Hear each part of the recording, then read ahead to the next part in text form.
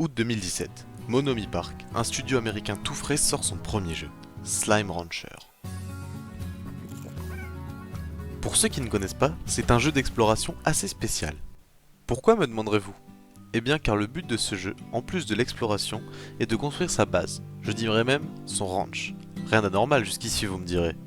Sauf que le ranch ne ressemble pas à ça, car on n'y garde pas des chevaux, mais des slimes.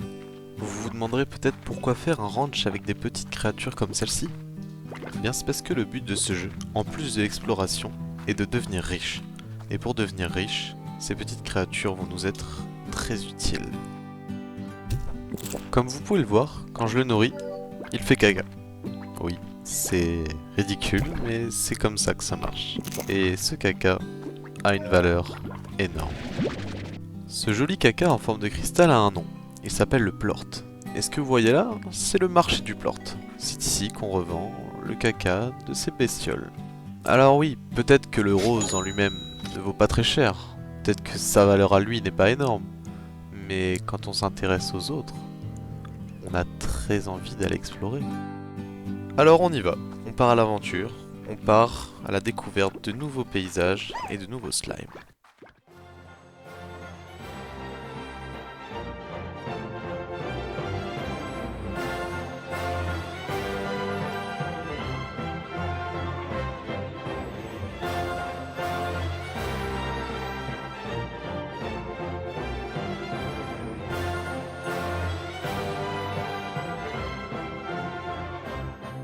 Maintenant que vous avez découvert tout ce petit monde, vous allez pouvoir en tirer un maximum de profit.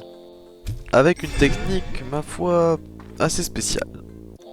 Vous allez prendre le plort d'un slime et le mettre dans la bouche d'un autre slime. Et le slime qui aurait la chance de découvrir et de déguster ce délicieux mets se transformera à moitié en le slime qu'il était avant et à moitié en le slime dont il a mangé le... Avant de continuer sur les slimes fusionnés, j'ai oublié de vous parler de quelque chose d'important. Chaque slime possède une alimentation particulière. Comme vous pouvez le voir, le slime rose, lui, a une alimentation plutôt omnivore. Alors que le slime rocheux, lui, possède une alimentation de légumes. Et si on observe bien, on peut voir qu'il a un aliment favori, qui est la betterave de cœur. Mais alors que se passe-t-il si je le nourris avec une betterave de cœur?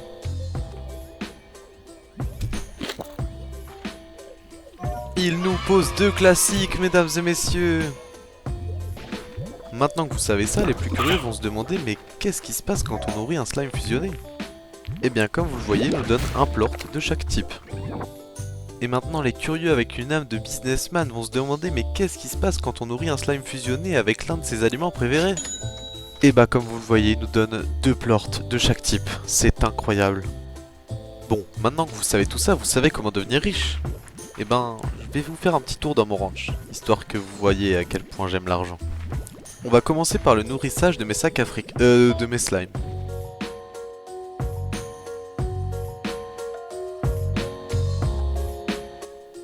Bon, maintenant qu'ils ont bien mangé, ils vont détruire les chiottes. Mais moi, ça m'arrange, puisque tout ce que je veux, c'est revendre tout ce qu'ils vont me lâcher. Donc allez, on passe à la revente de ces magnifiques petits cristaux.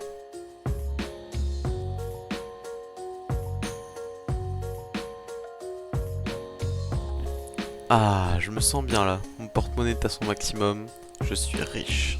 Vous devez sûrement vous dire, ça y est, il est riche, il a découvert tous les slimes, tous les paysages, ouais, il a fini le jeu. Mais c'est exactement là que tu te trompes. Parce que je pourrais te parler du laboratoire, qui te permet d'automatiser toute ta base et de l'armée de canons afin d'éviter les attaques de slime goudron. Je pourrais aussi te parler des slimes à dents de sabre, qui ont disparu de l'île et qu'on doit absolument retrouver. Je pourrais aussi te parler des slimes vif-argent, qui sont si rapides qu'il nous faut un équipement spécial pour les attraper. Ou encore, je pourrais te parler des slimes buggés avec leur sourire de psychopathe. Mais tout ça, je vais te le laisser le découvrir. Ce dont je pourrais vraiment te parler, c'est de Slime Rancher 2